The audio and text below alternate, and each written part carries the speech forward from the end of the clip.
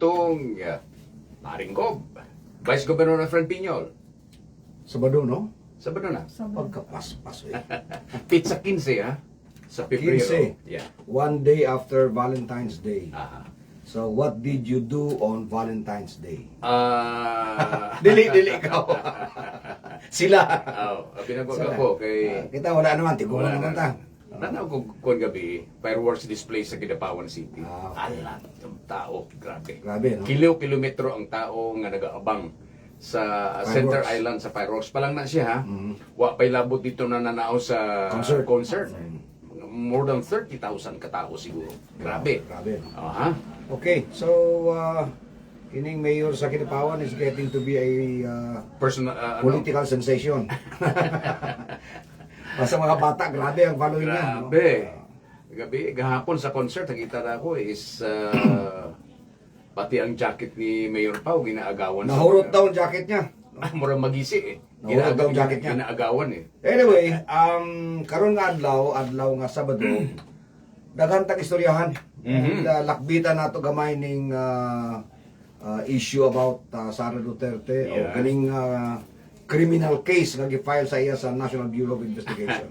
Because there's a surprising statement from the Chief Presidential Legal Counsel. Mismo. Ako po si Manny Piñol, ang inyong paring Gob. Vice Governor Efren Piñol. Nagabalik ako kay duha ka episode nga wala ako. Gani. Absent ka.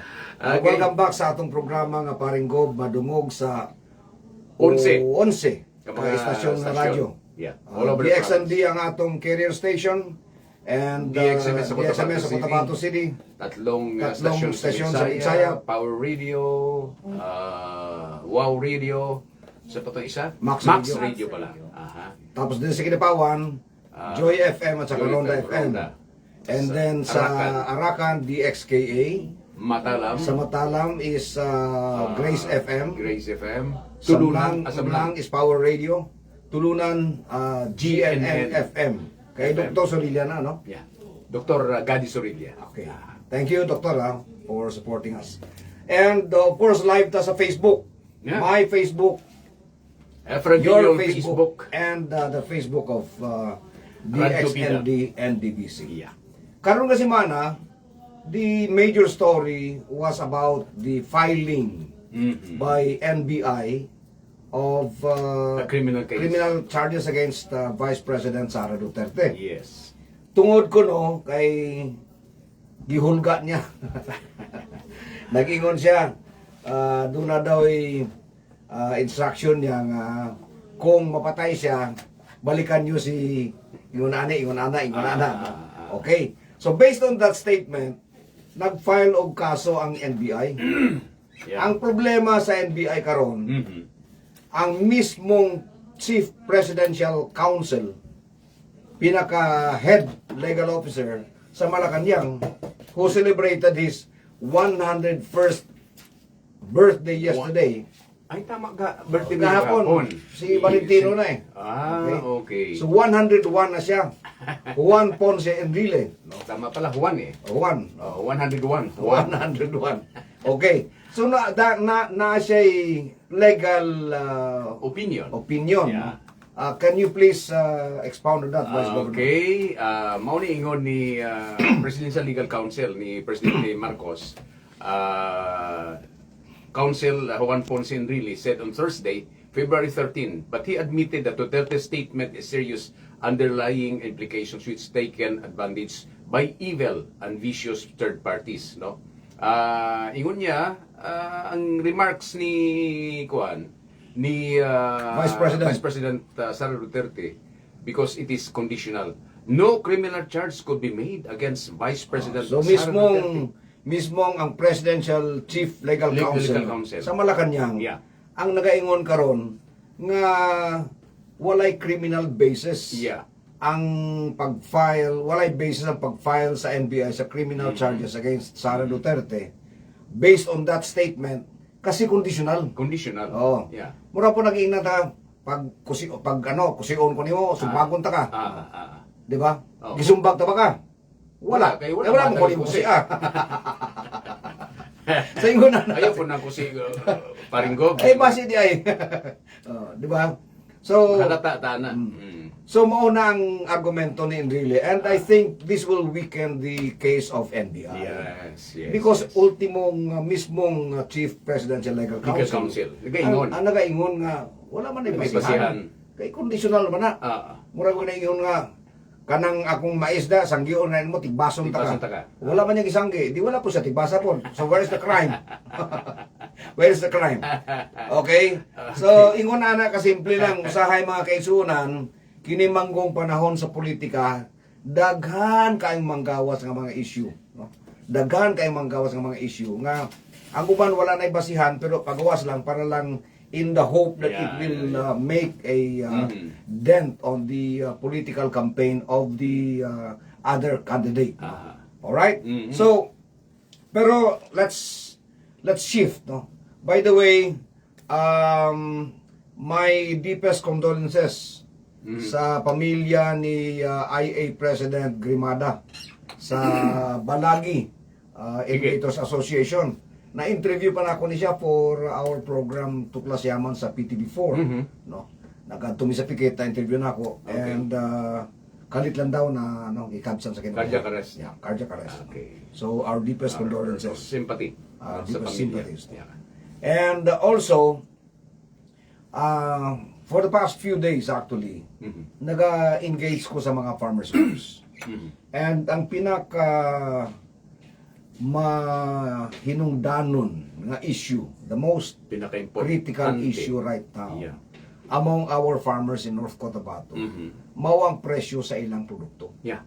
Foremost of which is rice Rice. or palay, no? Palay. Yeah. Ang humay.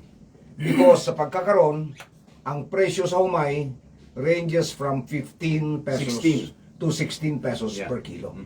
Na daw iban 16.20. No? Pero diyan na average 16 pesos per kilo. Di pa mauna. Pag mag-volume ang harvest, kay may mga incoming harvest. Ang problema nato diha, 16 ang kilo sa humay, pero ang bugas sa palengke 50 60. hangtod 60. 1660. Well, may nagraray no? So, ang pangutana diha, why is there such a huge difference between the farm gate price and the market price of palay, of rice rather? Yeah. And the answer to that, katong gitubag na ako itong previous na itong engagement, it's because the rice industry is controlled by Cartel. the cartel. No? Ang cartel ang naga-import sa bugas, Nagadikta nagadikta, sa presyo. dili sila mamalit during harvest season para mabagsak ang presyo. And then mapugos ang farmer nga, sige na lang. Because, you know, the problem with agriculture is, dili manggod pareho ni sa SM. Nga pagsulod nimo sa SM, ang tanan nga items nga ginabaligya, naanay nakaset nga price. Presyo. Dili ka pwede mahangyo. Pag moingon ang tinder, ang dispatchadora nga ang Levi's is 1,200, di ka pwede makahangyo. Pwede ba naman 1 na lang. And they said fixed price yan. Okay? So that is the case of the seller setting the price. Ang problema sa agriculture, it is the seller who takes the price. Buting nun, si farmer, dili makadikta kung pilang ilang presyo. Maghulat na lang. O pila Maghulat i-declare, siya kung i-declare. pila ang ideklara nga buying price sa iyang produkto. Correct. And that is because he has no access to the market and there's no other option. Mao ganini nga katong giplano nato nga Cotabato Rice Republic, which I had been explaining in all of my sorties, will actually correct this. Not that we can buy all of the palay produce of Cotabato farmers. Dili man nato tanan mapalit na, no, sa provincial government. Kung dili man yun nila maamindahan dayon-dayon ang Economic rice enterprise. certification, No? Wala na yeah. pag-asa ng rice Yeah. certification. Wala na pag-asa yan. Yeah. Ako, I've been harping against that for the last, Wala na. 5 years. No? Walang pag-asa yan. Sapagkat nakasulod na ang kartel sa atong mga legislators. Yeah. Na bangalan, sa Ilonggo pa. Nabangilan. Nabangal na. No? Nabangal na sila. Can you imagine? Masiling sila nga i-reduce daw ang taripa sang imported nga bugas para manaog daw. Wala man. Asa diha? So asa na adto karon ang nawala ang mga 30 billion pesos sa taripa. Okay? So what we will do, kung kaluyan sa Ginoo, may awa ang Panginoon at tayo makabalik sa Kapitolyo. gagawin natin modelo yung buong North Cotabato ng isang independent rice production area na kompleto. May supply and demand system. Ibig sabihin, may supply tayo, may local demand. No? Sapagkat ang plano ko dyan, magtatayo tayo ng mga bigasan sa barangay para yung palay ng farmer na bibili ng Economic Enterprise Office ng North Cotabato, provincial government, igigilingin, and then i-set up sa mga outlets, bigasan ng mga barangay. Pwede natin ipamanage sa mga single mothers, mga byuda, senior citizens, PWDs, Bangsamoro women, or IP tribes, no? IP Tribal Council. So sila ang magbaligya sa bugas sa barangay, tubuan lang nila gamay, hindi lang maglagpas sa 45 ang kilo. So we will be able to create a local supply and demand system. And then the excess of that, I will make sure that I will be able to engage itong mga talagkong mga LGUs like Cebu City, Quezon City, Makati, Manila. Kung makabalik si Yorme Isko, kaya kong gawin sa kanya. Ang sabihin natin sa kanya, magtayo ka dyan ng bigasan ng Maynila, bigasan ng mga mamamayan ng Maynila. Ibenta mo ng mura yung bigas namin sapagkat ibibigay namin ng mura sa'yo. So, local rice, mababa kaysa imported. And then, ma-serve niya yung kanyang mga poorest of the poor. Pwede siyang mag-gimmick, gumawa ng gimmick na i-discount niya yung bigas kung poorest of the poor ka. So it's just a question actually, Vice Governor, of using our gamayng utok para to come up with a solution to a problem. Siguro, Paninggob, lakbitan sa nato gamay, no? Muatras sa tagamay because you're talking about presyo. Then, siguro, lakbitan po nato another issue, yung production. No? Kung sa mga support ang production, mechanism ang problema sa production sa atong mga production, number one karon, problema sa atong mga farmers. I know this because I talk to them. Ang problema sa atong mga farmers actually, tinuod dunay rice seeds support. Pero walang hiya, ang binhi moabot human na og tanom ang mag-uuma. Usahay kanang kabusog-busog ng hapit na harvest ang mga tapos ang ila kung kaisa nga ginahatag nga binhi, hindi angkop doon sa location. Because ang binhi actually is location specific. Ibig sabihin, kung maganda yung RC400 sa Pigkawayan, maaring hindi maganda sa Libungan. Maaring hindi maganda sa Mitsayap. So you really have to talk to the farmers and ask them what rice variety grows well in your area. Okay? And that should be the seeds that you should deliver to them. Because if you give them seeds which are not suited to that locality based on the soil and of course the temperature or whatever, mga environmental factors, then they will not be able to produce a lot. No? So that's one. Dili lang siguro, Paninggob, no? Katong example nimo, dili lang palay, even ang mga rubber. Oh yes, of course. Ang isa ka variety sa rubber is not suited, antipas, kidapawan, mapet. So anyway, balik na sa humay. Ang isa pa ka problema, ang fertilizer support sa Department of Agriculture. Isa pa yan. Maagi pa sa probinsya. Tapos kung hindi ka malakas, hindi ka pa mahatagan sa abono. Hindi ka supporter. Kung hindi ka supporter, hindi ka pa mahatagan. Hindi ka maka-like and share. So, mag-abot ang abono sa mga farmers, wala na, kapos na, nagabusok-busok na ang palay. Alanyo na, kaluluoy. So, ang matabo, ang binhi, kung kaysa ipagaling, ang binhi, kung kaysa padarawat na lang, ang abono ibaligya. Ang abono ibaligya. So, the reform that we will do there, actually, kinumpisahan ko na, Vice Gov, no? Not that I am confident of winning these elections, but I want to be prepared on day one. In the event. I want to be up and running on day one. So, gintawgan ko na ang Department of Agriculture National Rice Program Director, si Undersecretary Christopher Morales, who was Assistant Secretary when I was Department of Agriculture Secretary. So, mga tao ko.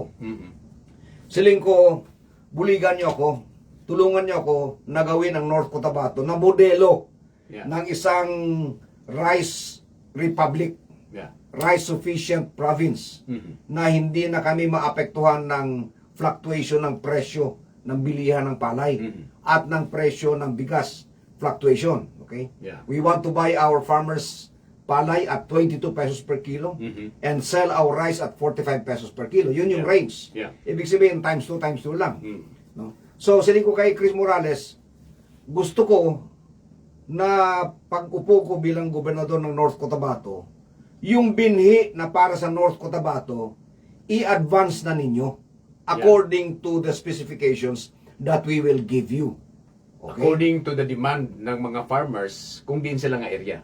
Of course. Yes. Of course. Ah. Okay? Kag pati ang abono, sa lingko, i-preposition na natin bago magtanom ang mga mangunguma, Mhm. dapat naka-preposition na ang binhi, naka-preposition na ang abono, Mhm. para pagtanom sang farmer, on time siya. Sabay-sabay. Sabay-sabay. Mhm. No? And we will support further para ma-improve natin talaga yung ating rice industry. Nag-commit na ako sa mga Irrigators Association. Mhm. Dapat meron kayong drying facilities. Correct. Kasi yun yung kailangan ninyo. No? Mhm. Dryers, mechanical and solar. And there is now a modern technology sa solar dryer. Okay. May atop na siya nga plastic. Ultraviolet. UV. UV. UV plastic sheets. Plastic, yeah. Okay? Nga kung init, maglusot ang init, sumabulad ang imuparay, pero kung mag-ulan, Madipinsahan. hindi mo na pagpunpunon. Yeah. Kaya di sa basa. Mm. And we could also establish itong mechanical dryers. Mm. Okay? So, amo na ang next step. And then of course, we will support the farmers by conducting soil analysis. Yeah. Kailangan malaman natin kung anong klaseng lupa meron ka, anong klaseng abono ang kailangan, at gaano karami. Ah. So, ang commitment ko sa mga CIS, pati IA, the provincial government will acquire soil testing equipment na automatic lang itusok mo lang sa Yeah. lupa, Mhm. malaman mo in 30 seconds Yeah. kung ano ang kulang, nitrogen, phosphorus, o potash, o kung ano pa mga kulang, no? O ano ang pH ng lupa mo. Okay. Okay. Bali ko, yun yung series of engagement natin dito sa District 1 specifically sa mga irrigators. Nagawas ang issue sa ilang problema, no? Ini mga canals, maintenance sa canals, maintenance sa aton mga road irrigation to areas nila sa mga farmers. Well, and of course, yeah. factor din yan. Yes. Factor din yan. Okay. So, nag-commit man ako, because I understand these problems, Vice Go. Mm. Actually, ining dryer, sang ma-approve ang RTL, ini ang isa sa mga gin-propose ko. Siling ko, part of the RCEF, the Rice Competitiveness Enhancement Fund, which comes from the RTL tariff, no? Dapat siling ko, patinggo kita sa mga drying facilities because ito yung kailangan ng mga farmers. Yeah. Okay? Like say for example, kung mag-agi ka sa Carmen, from Cagayan de Oro, every corn harvest season, tanawa ang mais kinabulan sa kalsada. Yeah. Because walang dryer. Ang dryer. Okay? So, saling ko, ito ang isang problema na hindi nyo nakikita. Drying facilities. Kaya nasisira yung quality ng palay ng farmer at ang mais ng farmer kasi walang drying facilities. Pero ano ayan kung may project kitang tanan ng mga production areas, butang antas ang dryers, Dryers. nga may cover nga UV plastic, Yeah. okay? Or may mechanical dryer, damo ka panghimo sang gwapo nga mechanical dryer ko na I know of one company, no? Lamayang kumpanya sa family Is company that actually. solar or Hindi, mechanical. mechanical? Ginagatong labhang. Labang. Okay. Ginagatong labhang ning hover light industries sa Kabatuan, sa Okay. Iloilo. Okay. Actually, yun ang preferred ngayon ng mga rice farmers sa Luzon. Kasi maganda, very efficient. So anyway, yun yung kailangan nila. And then, ang siling ko pa gani, dapat ang irrigation canal, kagang irrigation roads, Yeah. huwag na nating antayin si NIA na siya ang mag-repair. Yes. Kasi, kaunti lang naman yung equipment ng NIA. Nag-usap na kami ni Administrator Eddie Guillen Guillen. last week. Ah. At ang sabi ko sa kanya, Apo Eddie, sabi ko, kung pala rin ako makabalik bilang gobernador ng North Cotabato, huwag ka nang mag-alala sa North Cotabato. Sapagkat napakaraming equipment ng provincial government.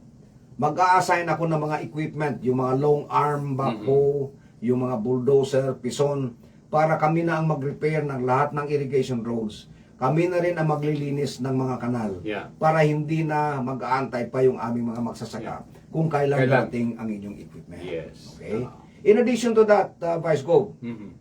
in a practical na solusyon sa mga problema. Mhm. Anong ba isang problema ng farmer? Yung hakutin niya yung kanyang produkto mula sa kanyang farm papunta sa drying facility or sa buying center. Mhm. Okay? So, ang gagawin natin, sabi ko sa mga taga-IA, I will make sure that I'll be able to get cargo trucks or hauling trucks. Yung mga 4x4 na hauling trucks na magamit ng mga IAs at saka CIS para mahakot ninyo yung inyong mga produkto mula sa inyong bukid papunta sa drying facility, mula sa drying facility papunta sa buying center. Mhm. Okay? So that will save you a lot of time. It will protect the quality of your humay and even mais, no. Kaya muna ang rason kung kaysa nga nagabutikol ang mais. Kaya pagkatapos sanggi, wala siyang maghakot sa mga mais nila. Yeah. Padulong sa drying facilities. So mga pinalangga kung mga taga North Cotabato, mga minamahal kong kababayan sa North Cotabato, I know that you understand what I'm talking about because this is a problem. So hindi ako papayag na tulad ngayon, 16 ang palay ninyo, pero sa isentang bigas. Yeah. Kung may awa ang Panginoon, pag nakabalik ako, I will make sure that the price should only be double. Ibig sabihin, kung bibili namin ng 22 yung palay ninyo, no? Meron kayong drying facilities, meron kayong truck na maghahakot, no? At binhi ninyo naka-preposition na according to your preferred binhi. Mhm. Yung abono nyo naka-preposition na. Mhm. And then 22 pesos per kilo bibilhin ng probinsya, ipapagiling either sa inyo or sa ibang mga millers natin in North Cotabato. But our vision actually is to establish our own rice processing complex, pati mga grain silos, no. Pero it will not happen in a year, no? Yeah. So kailangan tayo natin 'yon. And then pagkatapos niyan, mag-open tayo ng mga bigasan sa barangay, no. Nga ang tanan nga mga barangay upland nga nagapanaog pa ang mga tao para mabakal bugas.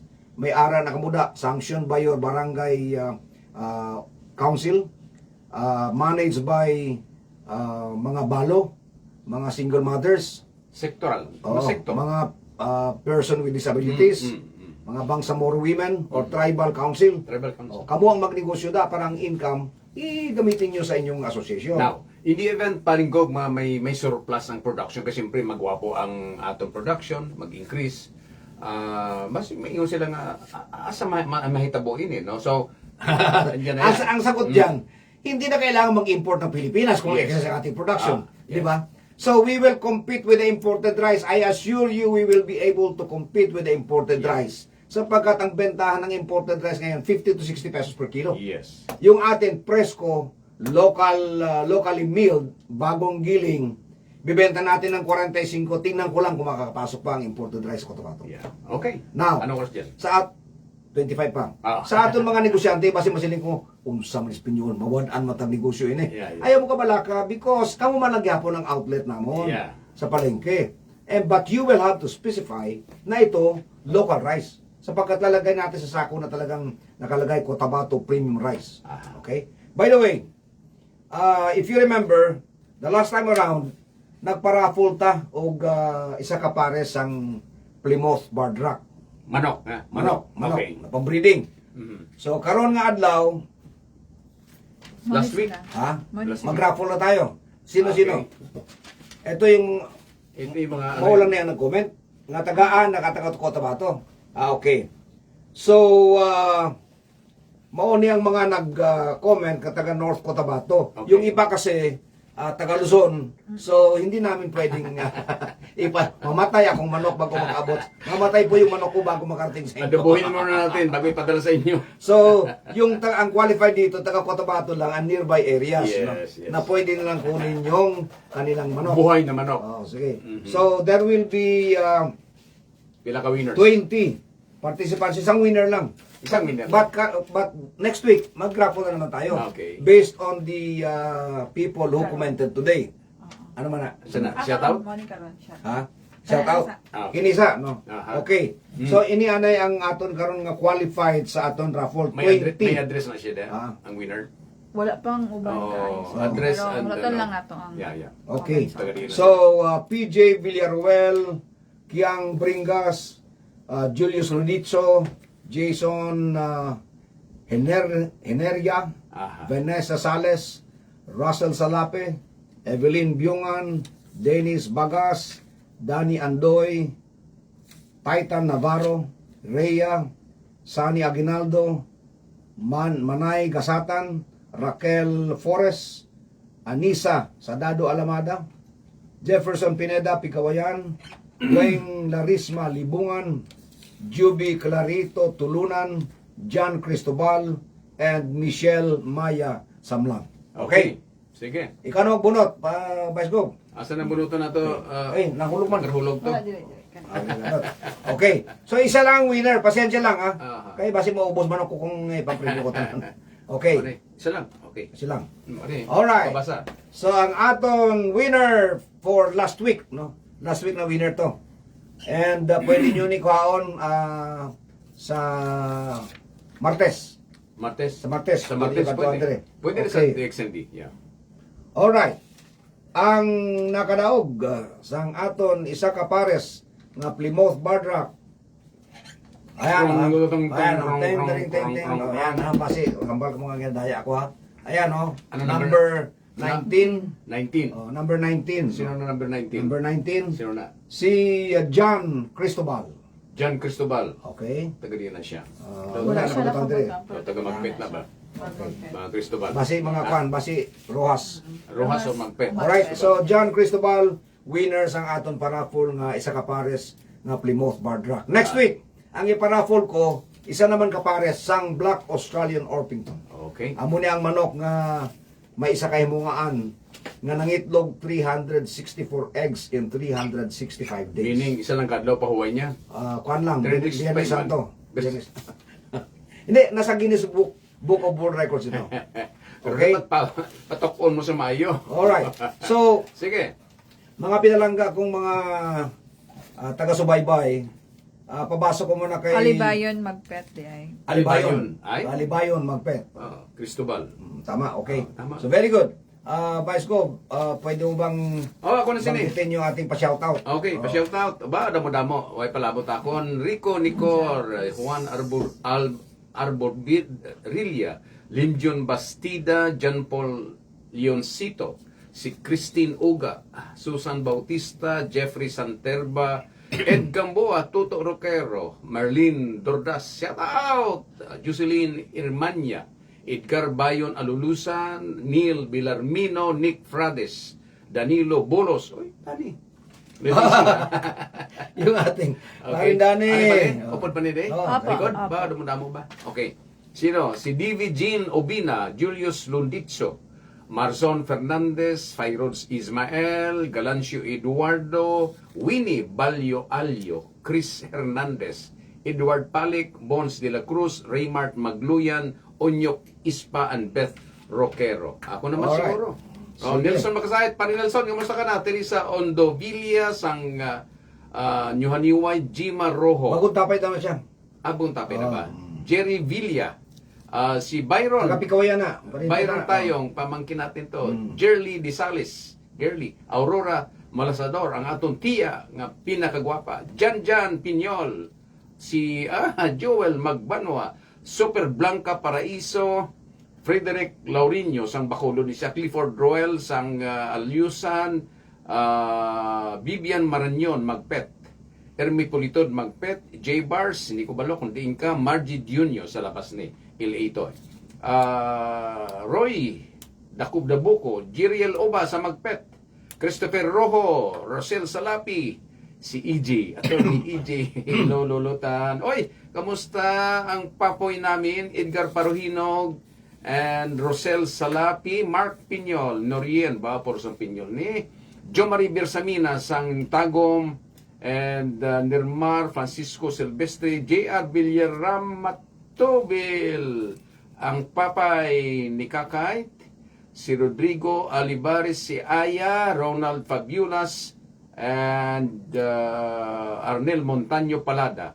Live kayo sa DXDD. At BXDN, Max FM, Midsayap, yes. Oh, Uy, thank ikrita you. na yung mga taga Midsayap, Oh. taga ano ha, taga Bao, taga Fiesta Nikaan. ba? Nagapamati sila sa aton program. Okay, yes. okay. Yeah. Yes. Alright. By the way, Oh, bago kita matapos, Vice Go, basi malipatan ko lang. Yes. Nalang ko'y hangyo, no?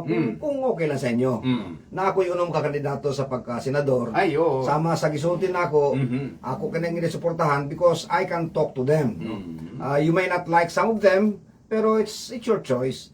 Kani ako lang, hangyo lang. No? Aha. So number one, of course, ang nag-sponsor sang amon kumpanya sa AVI. No? Na nakatanong sang sorghum karon, kati naka-start kami karon sang amon hatchery. Si Senator Panfilo Ping Lacson. Lacson. So Lacson. Okay. Number two, yung mama na bilib ako sa paninindigan. At saka diretsong kausap ang ating congressman ng Sagip Party List. Congressman, soon to be Senator Dante. Rodante Dante Marcoleta. Marcoleta. Okay. Of course, yung ating kaibigan si Christopher Bong Go. Go. Okay? Ang pangapat, ang ating pambato Pambato. sa pagaling Santa Sintigas ng Cruz. Bato. Bato de la Rosa. Yeah. And of course, ang presidente ng ating partido, NPC, si Tito Sen Soto. Soto. Okay. At ang aking personal na kaibigan, hangyo lang ko, kung pwede lang, Manny Oh, Pacquiao. Manny Pacquiao. Okay?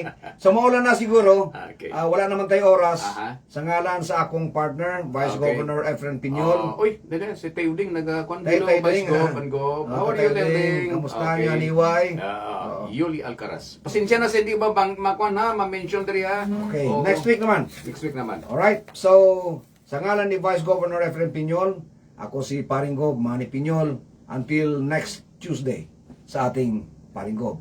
Salamat, may God bless us all.